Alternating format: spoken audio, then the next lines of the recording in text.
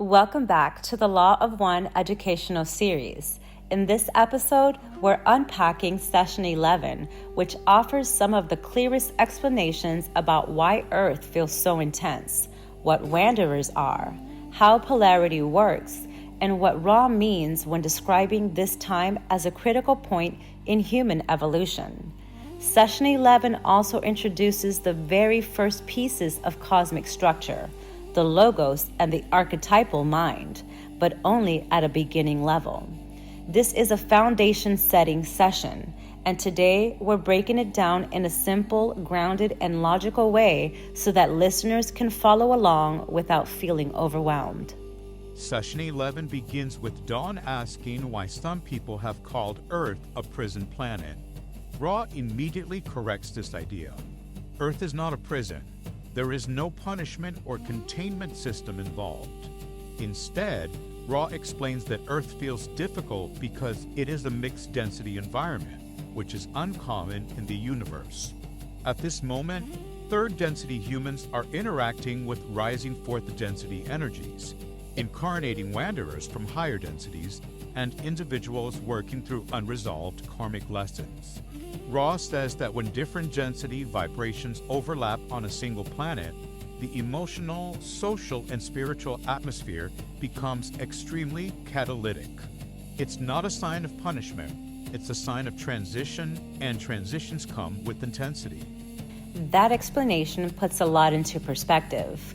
When you think about Earth as a place where multiple stages of consciousness are layered together, it makes sense why things feel amplified. Ra describes Earth as a kind of accelerated classroom, not because we're failing, but because so many different types of souls and lessons are present at once. This naturally leads into the discussion of wanderers, which is one of the central points of Session 11. Wanderers are beings from 4th, 5th, or 6th densities who incarnate on Earth to assist with the planet's evolution. But once they arrive, they forget who they were before incarnating. They face the same veil, the same confusion, and the same emotional challenges as anyone else. Ra says wanderers often feel different, sensitive, or out of place, not because they're superior, but because the vibration they're used to is different from Earth's. Their service is their intention, not a claim to special status. Ra also explains that wanderers take on a real risk when they incarnate. If their actions become strongly out of alignment, or if they cause harm, they can become karmically entangled and may need to repeat cycles just like any other soul. So wanderers aren't exempt from consequences. Their presence helps stabilize the planet's energy, but they remain fully part of the human experience. After explaining wanderers, Session 11 moves into harvest, the process of graduating from third density into fourth. Ra clarifies that harvest is based entirely on polarity, which is the orientation of one's choices. To graduate on the positive path, a being needs to be oriented at least 51% towards service to others. To graduate on the negative path, a being must be 95% service to self. Anything in between repeats the density.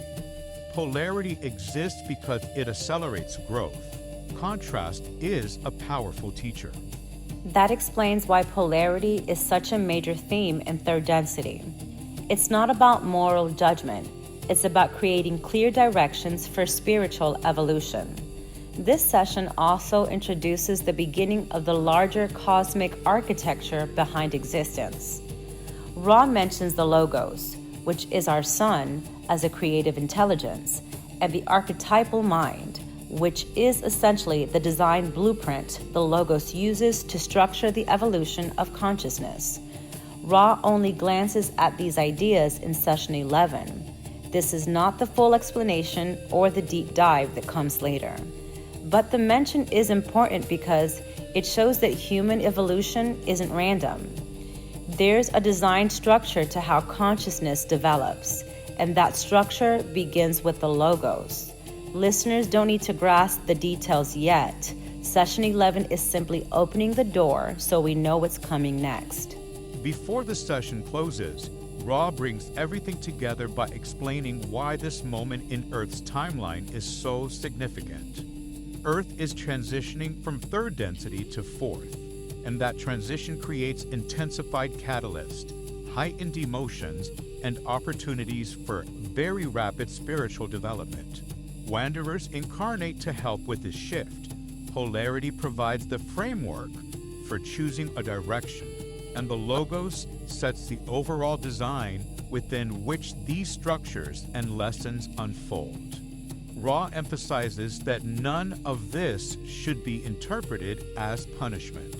Instead, it is a unique chance for growth, choice, and transformation, both individually and collectively.